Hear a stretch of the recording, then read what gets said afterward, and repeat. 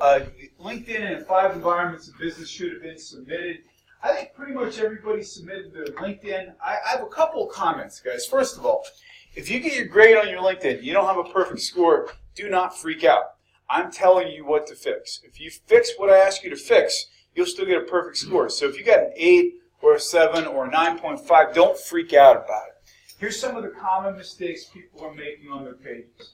In your title, in your headline, your profile headline, it's always a good idea to say what you are. If you're a student at St. Francis or if you're a student athlete, that's all good stuff.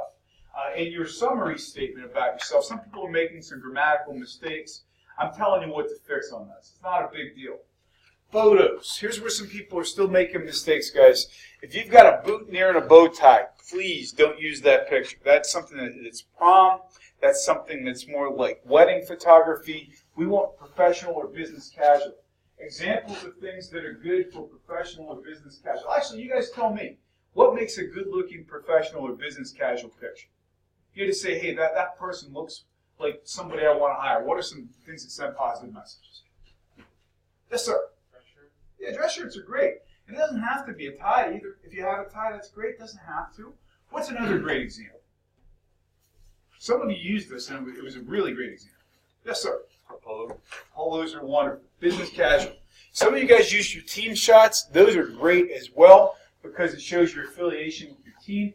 The things I will warn you about, a couple folks use photos that had watermarks that are copyrights. In other words, photographers, when they take professional photos, sometimes they don't want you reusing them. Don't use those. If you do not have a professional headshot, or if you don't have anything that's not a prom or a wedding picture, get one of your friends with your smartphone, get a nice, plain, well-lit background, like a blue wall. Just get a nice headshot. That is completely acceptable. So I'm about 2/3 of the way through giving initial grades back on LinkedIn. I hope to have those finished up by tonight in terms of feedback. I'll be starting to grade the 5 environments of business later this week. I'm running out of time on my schedule. Also, guys, in terms of the economic systems exercise, I pushed the due date back on that a little bit. You'll see it on Canvas. I think I pushed it back a couple of days because we haven't covered it yet. And so we're going to be covering that in class today. We're going to be talking about various economic systems. So, guys, before I jump in today, any questions? Questions or comments? Guys, I'm going to encourage you to have something to write with, something to take notes on, your laptop or a tablet or whatever, and please put your phones away. We're going to be getting into class for the day today. We're going to be starting off, however, talking about a big deal. Guys, what's the big deal with the coronavirus? Who here, first of all, knows what the coronavirus is and why is this important? Laura, why is this important? I'm glad we have healthcare people in here.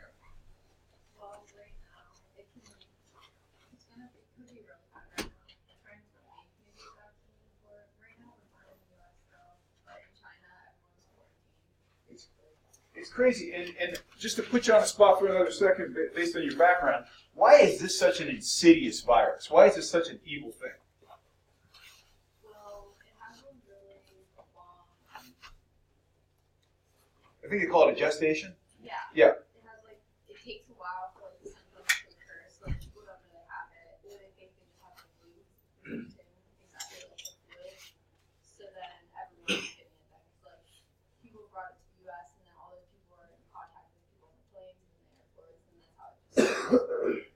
Fantastic summary. So, folks, around here it's not uncommon to hear people coughing and wheezing, especially when we get into January and February and March.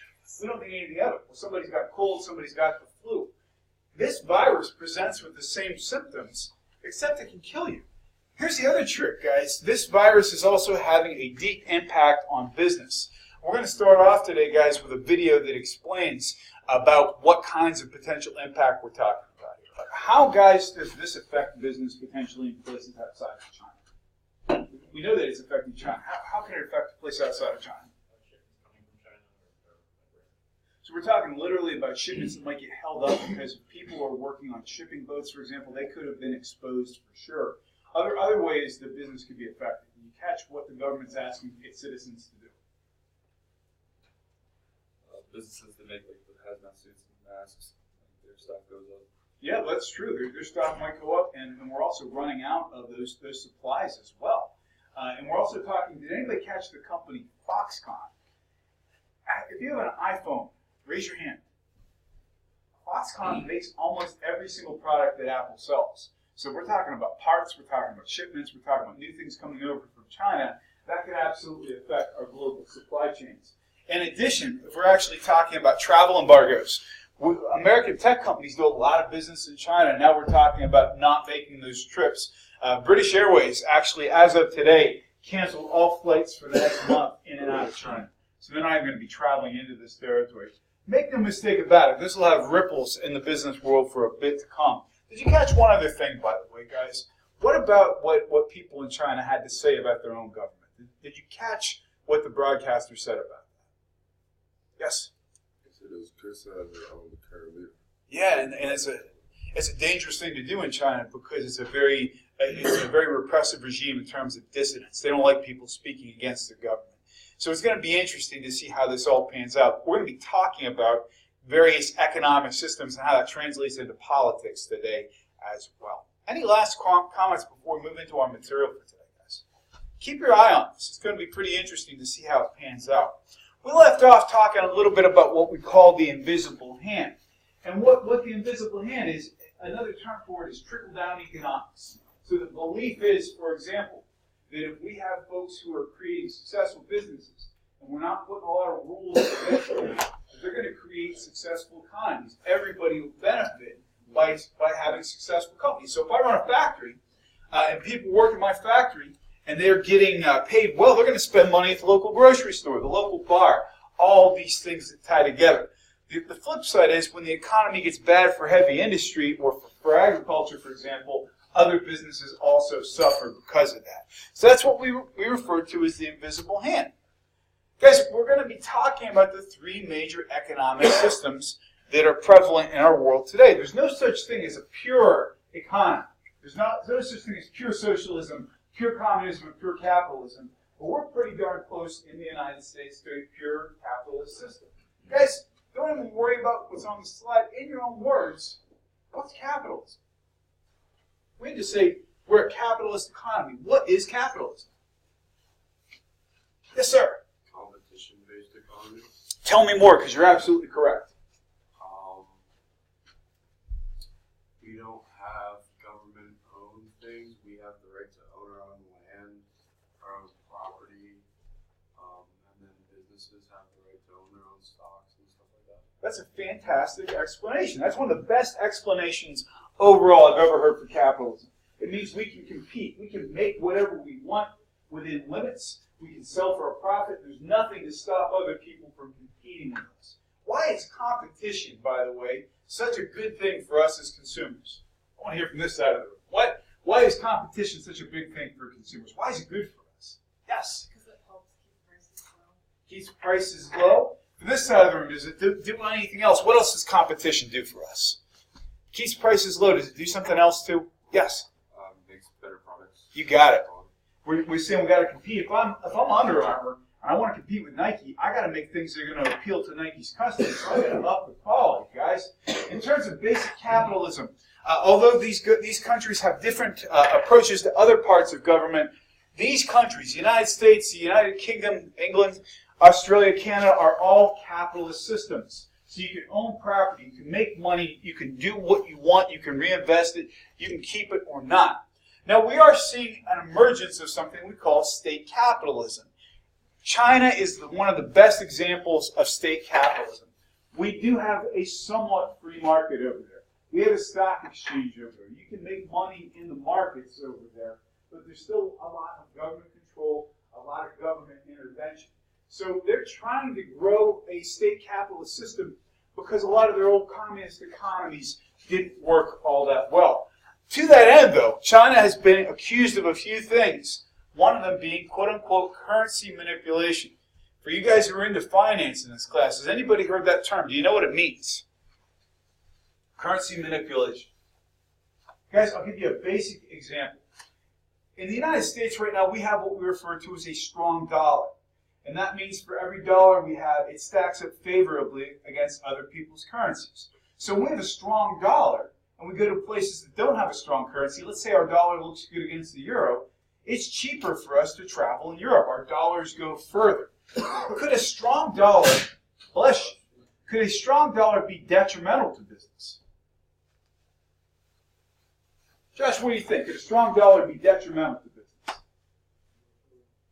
That's an okay answer. Anybody have an opinion on this? Let's say, for example, we have a strong dollar. Let's say, for example, you're from Japan and the yen is not very strong. You want to come to the United States and have a vacation. Are your yens going to get you very far? No. So at times a strong dollar can keep people from investing in the United States. There are times when currency runs low, the more people will invest in a country. That's exactly what China is accused of doing. Devaluing their own currency so other companies will invest in China. Has it worked? How many of you in the last 6 months of your life have been to a Walmart? I would defy you to go through one aisle of that store and find something that was not made in China. That's exactly what currency devaluation contributes to. State capitalism, however, is taking root in some places like China because they want to be able to have a free market as well. We talk about the 4 basic rights of capitalism. Great definition over here today. You have the right to own property. You have the right to start a business and make as much money as you want. You have the right to compete with other people. And as consumers, we have the freedom to choose. My 2 favorite things to shop for are ice cream and beer. Not at the same time, maybe. I like to shop for ice cream because it's my wife's favorite food. If I bring home ice cream, I earn bonus points. I like to shop for beer because I like beer. If you go to a beer aisle in the United States, you get beer from anywhere in the world. Belgian beer is good. You can get beer from Germany. German beer is also good. Chinese beer is even good. But we have selection. We have choice. And we have those kinds of choices because we have a free market. By the way, guys, I don't often make it a habit of talking about beer in a classroom, but beer is big business, guys. And if you look at the global investment, it's also one of the highest grossing and quickest growing markets in the United States. It's good to look at beer once in a while. President Roosevelt, the guy who got us out of the Great Depression, also said that you should have additional freedoms to a capitalist market. We should have freedom of speech. We should be able to say what we want. You should be able to worship whatever God that you deem appropriate. You should be able to not go hungry at night, and you shouldn't be afraid of walking in the streets. These are not necessarily market freedoms, but they're additional freedoms that President Roosevelt said all Americans should be entitled to. If you remember the famous speech, we have nothing to fear but fear itself. Exactly right. So how do the free markets work, guys? In your own words, because we know capitalism means we can make as much money as we want. We can compete. We can do all these things. How does a free market work, guys? I know I'll give you some details on the screen, but in your own minds, how does a free market work? Great. Yeah. We are a consumer-driven economy. If you ask any economist, how many of you, by the way, are either finance or econ majors? We got a few folks in here. Guys, in the United States, because we're a free market, the consumer is king. Everything that happens in our economy is driven by people wanting to buy things. That's how our economy works. In a free market, you've got infinite numbers of sellers who can make products and sell whatever they want. If we're the consumer, we're telling companies what we want. It's 2020, guys. How are consumers letting their voices be heard? How are consumers telling companies what they want? This is different. This is a different era we live in. Yes, sir. They have things like surveys. They have things like social media posts. People like what's their thing on social media, and really those two. Gold star, man. Absolutely correct. We're telling companies what we want every day, whether it's overtly or covertly. When I say overtly, if I am sending a social media post to Nike saying, hey, my recent pair of shoes fell apart 2 months after I got them, they were no damn good, you better fix this. Or if I am giving up my information when I sign up for a social media account and somebody is tracking me online, knowing what I want. There has never been a time when companies know more about consumers. And the trick to being a successful company is make something people actually want and price it at a place in which they will pay for it. With me so far, guys. So we're talking about what we refer to as a circular flow model. We got businesses and households, people and companies that work together.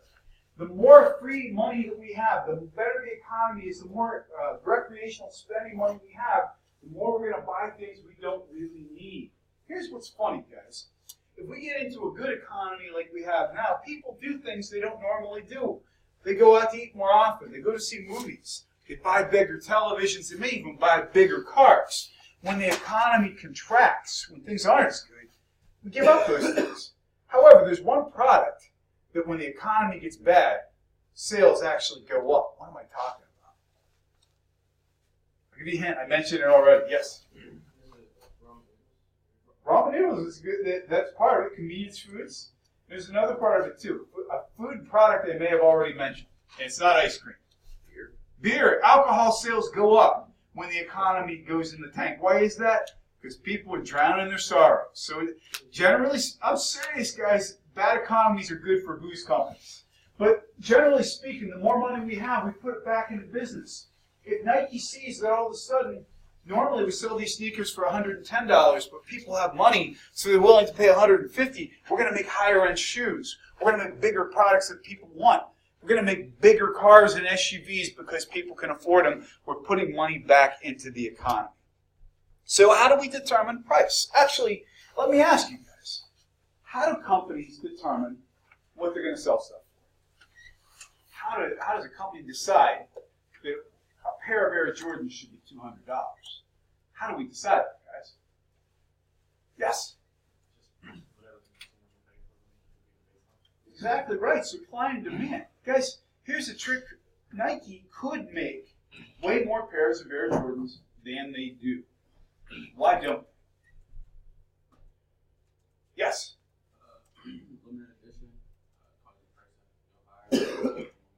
It makes it a very high-end good, does it not? Everybody wants it.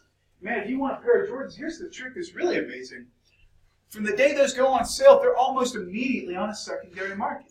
Now, Nike could sell more pairs of those shoes, but they don't because they want it to maintain a high-end product. That being said, Nike will make plenty of other pairs of shoes you can buy, and the market will bear different prices. You're going to pay a different price for a pair of, you know what I'm talking about, the old man white Nikes that people wear with sweatpants. Those ones they issue you when you turn 65. You know the giant white shoes all your grandparents wear. You're never going to see a pair of those go above $65. You're never going to see a pair of Jordans go for less than $200. So it's what the market is going to bear. I fear that day, actually. I'm 47 years old. The time is ticking where I'm no longer going to wear anything but white Nike or New Balance shoes. New Balance probably is even more frequent. If you get to Velcro, you're really in trouble. Guys, in terms of, yeah, seriously, you guys know what I'm talking about. Like, seriously, there's like this old person uniform. You see it. It's the sweatpants or the track pants, the overly large sweatshirt, and the big white sneakers. The day I come into class looking like that, am I wrong? You guys know exactly what I'm talking about. Here's the other thing, too. How many of you get stuck behind those folks in the morning when you're trying to drive somewhere? Raise your hand if you get stuck behind old people. Why do old people get up at 7 in the morning to do nothing except get in front of me and sheets? All I want is my coffee. All I want is my coffee, maybe my breakfast sandwich, and it's an old person in line buying lottery tickets and coffee, paying with a check. And I look down and I see those big white sneakers. It's traumatic. It hits me where I live. Guys, in terms of other things to think about, supply and demand, pretty interesting. We got the supply that we have, we got demand for that product, and generally speaking, supply and demand have to find a place where they meet. We call that market price or equilibrium point. Let's talk a little bit about supply and demand. Nintendo or Sega or all the big video game manufacturers of old, Xbox, all these companies, when do they tend to release their new video game consoles? You got it. Why? Exactly. They want to create demand for those things. And you can't find them anywhere. Now, right around January and February, does anybody have trouble finding those products? Hell no. Because this is not accidental. This is very strategic. We can sell those products at a premium right before Christmas. And guess what? After Christmas, everybody spent all their money. Nobody's got any money to buy anything, but everybody's got kids who still want those consoles. And that gets people back into the stores and buying them online in January and February. That's the way we manipulate supply and demand. That being said, we've got our supply curve. Let's say, for example, we're selling T-shirts here. and we've got an infinite supply of T-shirts. Now, if we have 50 T-shirts, for example, we've got 50 T-shirts. That's what we've made. What price can we sell them at? If we want to try to sell these T-shirts, for example, if we price them at $50, we're not going to sell very many of them. If we price them lower, we're going to sell more. Where we hit equilibrium point is where we are making a profit that we want to make as a company, and we're crossing over by selling a reasonable number of products. This equilibrium point is different based on a company's goals and their products. If you're Sheetz, you got to sell a lot of hot dogs to make any kind of money. If you're Nike, you don't have to sell a lot of pairs of Jordans to make money. The supply and demand curves are different. Here's the other trick too, guys. Let's compare Chevy. Now let's compare BMW. Who makes a higher profit per car? What'd you guess? You got it. BMW doesn't need to sell as many cars as Chevy needs to sell because they're competing at a different price level. They're competing at a different equilibrium point. And as a product saturates the market, the price goes down because demand goes down because everybody's got it. With me so far, guys? So in terms of some of the other things to understand, there's different types of competition we're talking about here. These are the 4 types of competition you need to be aware of. I would write these down. There's perfect competition, monopolistic competition, oligopoly, and monopoly. We're going to talk about all of these and what they mean because they're all different ways we approach the market. Write this down. Perfect competition does not exist. This is a capitalist pipe dream that we will have essentially a completely fair and free market, and every product has an equal chance of competing with every other product in a given area. There is no such thing as perfect competition. Even if we talk about something as basic as potatoes, there's no perfect competition with potatoes because if you go to one store to the next, they're going to sell them and market them differently. There's going to be subtle differences. There is no such thing as perfect competition. Sir? What were the 4? This perfect competition? Oh, we're going to cover those again, but it's perfect competition, monopolistic, oligopoly, and monopoly. We're going to go through these one at a time, too. So, but I'll give you a second to write those down. So just remember, there's no such thing as perfect competition. Now we get into monopolistic competition. That means things are actually pretty close to being the same, but people think they're different. For example, who here, if we have 2 choices. If I said, hey everybody, I'm buying lunch at McDonald's or Burger King, how many of you would say McDonald's? These are only 2 choices. How many would say Burger King? All right, guys, is there really much of a difference in the components that go into those 2 menus? No. We're talking about processed ground beef. We're talking lettuce, buns, cheese, maybe some special sauce. There are small differentiators between McDonald's and Burger King. I mean, you could say, well, hey, I like the Whopper, it's plain broiled. Or I like the Big Mac because I like the special sauce, or whatever. But they're very similar products. Almost everything in our market, at some level, is monopolistic competition. If we had 2 people in here take off their shoes, and we had a pair of Nikes and a pair of Under Armours, they're probably made in similar parts of the world, using similar components and similar production techniques. There's not that much different about them. Now, I prefer Nikes. I like the way they fit. I like the way they look.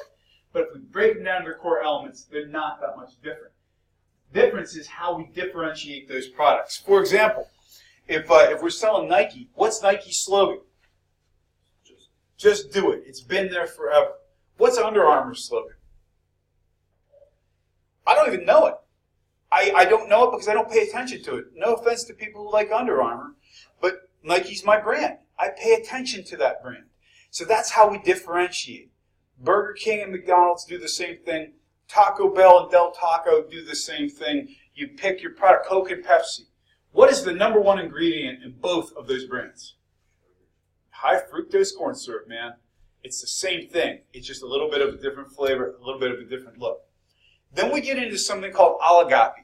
And this is a higher barrier to entry. We're talking about companies that maybe control large sections of industry. There's about 5 or 6 companies, for example, in the United States that sell gasoline. It's a very limited market. We have, by my count, in terms of major automobile manufacturers, we have fewer than 10. Aircraft manufacturers, same deal. Tobacco, any of these things. It means that we've got a limited number of competitors in a given market. Now, there's still competition. If I want to buy a Ford, a Chevy, or a Toyota, I still have choice, but it's limited. It's tough to break into those markets. Why is it, guys? We have Tesla as the newest car maker in the United States. Why is it so damn hard to get into the automobile business if you had a new idea for a company? What's tough about that? Yes? You need a lot of money, man. You got to buy factories, you got to buy dealerships, you got to hire people, you got to do designs. If you're Ford, your company's been around for over 100 years. You're General Motors, your company's 100 years old. Now you're Tesla and you're 15 years old and you're trying to compete. By the way, how many of you in here are Tesla fans? Yeah, pretty, I'm a fan too. Why are you a Tesla fan? I think it's cool. Good for the environment. Good for the environment. And how about the very fact that you can download software that your car has a ludicrous mode? Have you guys heard about this? A Tesla will go from 0 to 60 in less than 4 seconds. I want that car. What kind of limitations has Tesla run into? What have been some of their challenges? Anybody know? Other than the fact it's a new model, yes. Their charging areas are very far apart. When they're trying to do a road trip or something, they're very far apart.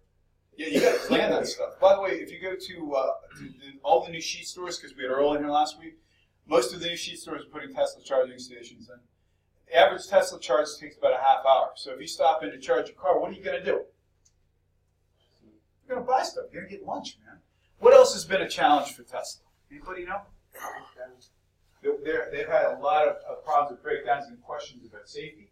Has there been, from a buying and selling perspective, has there also been a challenge? Yes.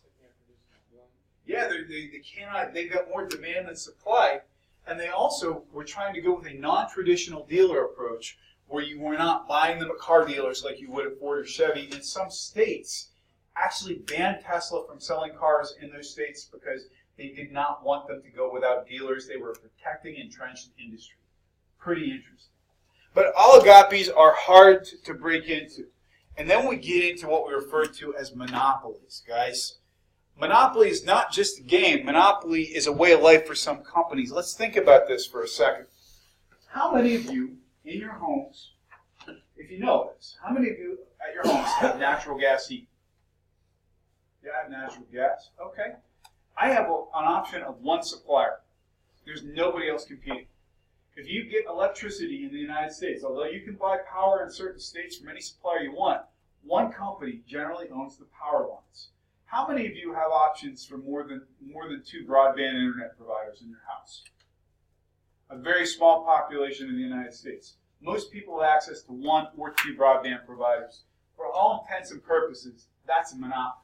Now, we like to say in the United States that we prohibit monopolies. Sometimes they just naturally occur.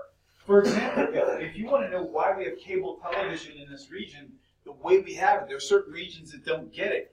Cable TV followed the power lines. What did the power lines follow? Anybody know? I'm sorry? It was the railroads. Good answer. So the power lines follow the railroads. And so we have pockets of people who have no access, and companies are not clamoring to give access because they want return on investment. If you want to know why cellular sucks so bad in rural areas, it's because the companies are saying, why bother investing? We'll make more money in the cities than we make out here. So that's some of the trick to this stuff, guys. So in your own words, don't worry about what's on this slide. Well, somebody tell me something from this side of the room. Tell me something you love about capitalism. I love capitalism. What do you love about it? The right to own property. Oh yeah, man. You hope to own some property someday? Yeah. Tell me more. What do you want to own? My family owns 6,000 acres in Pennsylvania. Fantastic. Hunters in your family too? Yeah. Yeah, that's like a dream right there. Owning 6,000 acres. Man, I just want to own a plot of ground and a cabin up on the hill. That's all I want. Guys, on this side of the room, will somebody tell me something that could be a potential downside to capitalism? Yes? People get upset when they can't provide good enough service. Yeah, so it's a high-risk thing. If you want to get into starting your own business, you're taking a risk. We're going to stay on this side of the room. Tell me something you love about capitalism. What's something you like about capitalism, guys? Somebody's been out to eat in the last week, I know it. Tell me something you like about capitalism. Don't make me randomly call on somebody. What's something you like about capitalism? Sir? Yeah, man, we get stuff ultra cheap because there's competition. One more on this side of the room, guys. What's something that could be a detriment to capitalism? What's something that could be a bad outcome because of capitalism? Because there are some. Anybody have a guess? What could be a bad outcome of this economic system? Help me out. Sir?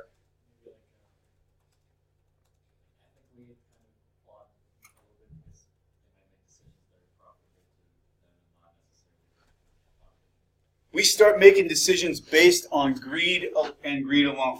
Guys, one of the things that's great about capitalism, I can make as much money as I want. Oftentimes people get so motivated by money they start making poor decisions. Let me give you an example. In the early part of the 21st century, Toyota Motor Company said, we want to be the largest motor company on the face of the planet. We want to be the biggest car company on the planet. And they succeeded. They had bigger sales than anybody. Guess what happened, guys? They all of a sudden had a problem with accelerators on their cars getting stuck, and multiple people died because they could not stop their own cars. It was a design manufacturing defect, and it was caused because they were rushing the process to make money. Volkswagen also said in the first part of the 21st century, we want to be the biggest and most profitable car company in the world. And they succeeded. They made it happen. What happened with Volkswagen about 4 years ago? Anybody remember? What happened? Volkswagen was lying about their own cars and how clean and safe they actually were. The trend is when we get too focused on being the best and brightest and making the most money, sometimes we forget about these things. And it's also very easy for people to get left behind in a pure capitalist economy. So in terms of tax returns, I'm not going to spend a lot of time on this other than to say, generally speaking, about somewhere close to 50% of people in the United States pay a very low tax rate. If you want to know, for example, why people come from other countries and live in the United States. For example, if I was a rock star, I wish that'd be awesome. It'd be great if that was your job is like making music for a living. There's a reason why bands like U2, for example, and Elton John, people from the UK and Ireland, incorporate in the United States. Why is that? The biggest thing that comes out of your paycheck is taxes, man. Anybody know, on average, the average American, we took everybody in the United States who's paying taxes. What does the average American pay out of every dollar they make? 6 cents. It's higher than that. It's higher than that. It's about probably, depending where you live and how much money you make, 25 to 30 cents out of every dollar we make, we pay back in taxes if you've got a decent income. Do you know what it is in England? 51 cents for every dollar you make in England goes back into the system. And there are some people, when we get into socialism, we're going to talk about people who support that system. And I support your ideals. If that's a system you believe in, that's great. But it's a very American culture to say we want to keep our money. And if you're U2 and you're making billions of dollars, you want to come to the United States and put your money in American banks where you pay less taxes.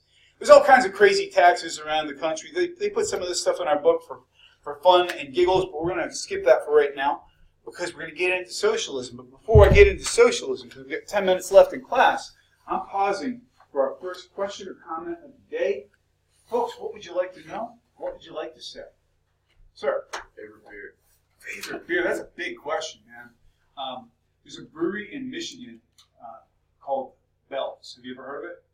Bell's makes a beer one time a year called Hop Slam. This beer is so heavily hopped, it's about 10 to 11%. Now, the average beer is 5%, so it's double the amount of alcohol of a normal beer. And they brew it with honey, so you don't even taste the alcohol. They sell it in 4-packs. If you can drink 4 of those in one sitting, you're a better man than I am. Because that's a heavy-duty beer, but it doesn't taste like 11%. My wife took me to Bell's for my birthday a few years ago, and that was the best birthday present ever. You have another question? Yes, sir. My wife's favorite ice cream, she likes, I know this sounds crazy, but she likes really good vanilla.